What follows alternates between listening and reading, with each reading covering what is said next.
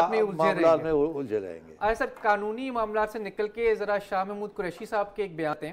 कल उन्होंने मुल्तान में एक प्रेस कॉन्फ्रेंस की जिसमें सर उन्होंने बड़ा एक ख़तरनाक पिक्चर पेश की है। उन्होंने बताया कि इंडिया का पूरा प्लान है पाकिस्तान पे एक बार फिर अटैक करने का। उन्होंने डेट्स भी बता दी कि 16 अप्रैल से लेकर 20 अप्रैल तक। सर पहले मैं आपको सुनवाता चलूँ कि वो क्या कह रहे हैं। भारत एक नया मंसूबा तैयार कर रहा है, उसकी प्लानिंग हो रही है और पाकिस्तान पर एक और जाहरियत का इम्कान है। और हमारी इत्तला के मुताबिक 16 से 20 अप्रैल तक यह कार्रवाई की जा सकती है।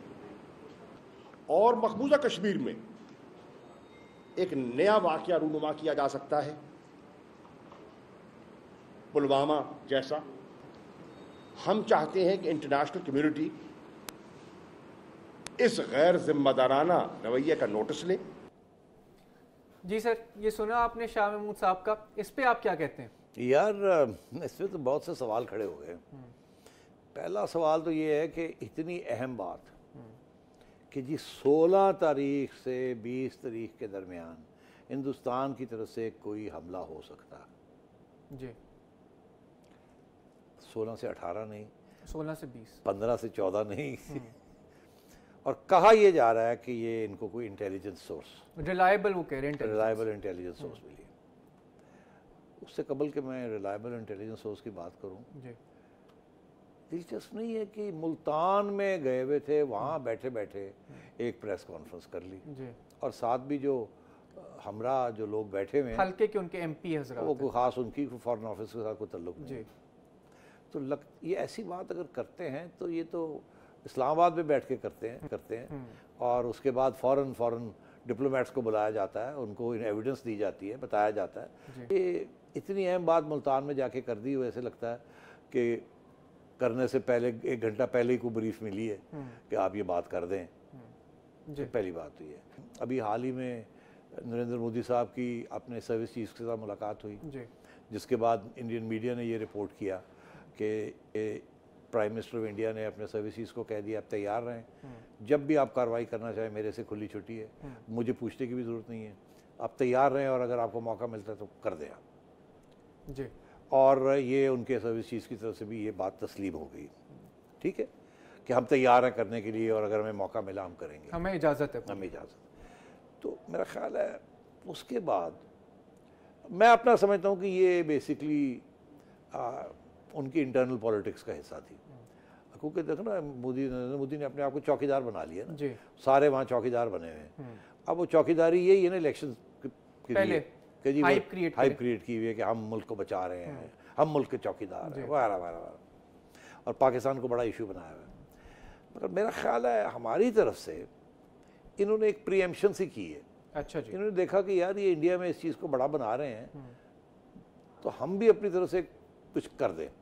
मेरा ख्याल है हमने ये फिर प्रीएम्पशन की है कि अगर कुछ हो गया तो हम पहले से कह रहे हैं कि ये होना है, कि हमें पास इंटेलिजेंस रिपोर्ट है कि ये होने जा रहा है और दुनिया को आगाह कर दें कि अभी स्टैंड बाय हो जाए आप। ये एक किस्म का काउंटर किया हमारी तरफ से, इंटेलिजेंस रिपोर्ट हो या ना हो। अच्छा जी। ये इसे प्रीएम्पशन कहते हैं, बना ली इंटेलिजेंस रिपोर्ट, और अगर ये डेटे ना देते तो इंटेलिजेंस किस किस्म की होती, वो पक्का करने के लिए डेटे भी दे दिए और ये कह दिया जी कि ये हो सकता है। इसके 2 ऑब्जेक्टिव्स हैं जी। एक तो ये कि अगर खुदा न खास्ता ये सही थी इंटेलिजेंस रिपोर्ट और इंडिया ऐसा इंडियन की आर्म फोर्सेस सोच रही थी कुछ करना, तो वो तो अब स्टैंड बाय पे पीछे हटना पड़ेगा, बैकफुट पे होना पड़ेगा, सरप्राइज एलिमेंट तो खत्म हो गया। और अगर वो नहीं कर रहे थे तो आपने पहले ये एक शोशा छोड़ दिया है कि ये अगर करेंगे तो हमने पहले आपको बता दिया है। मगर इसका जो असली मकसद है वो ये है शायद कि आपको पता है यहाँ मुल्क के अंदर जो अफरा तफरी पड़ी हुई है गवर्नमेंट और अपोजिशन की, महंगाई हो रही है, लोग परेशान हैं, गुस्सा चढ़ रहा है आवाम को। पीटीआई गवर्नमेंट की जो पॉलिसी है वो यही है कि लोगों की तवज्जो अपनी मुश्किलात से हट के जो पिटाई कर रहे हैं अपोजिशन की, उनके करप्शन की, उनकी सब चीज़ों की, उसकी तरफ तवज्जो दी जाए।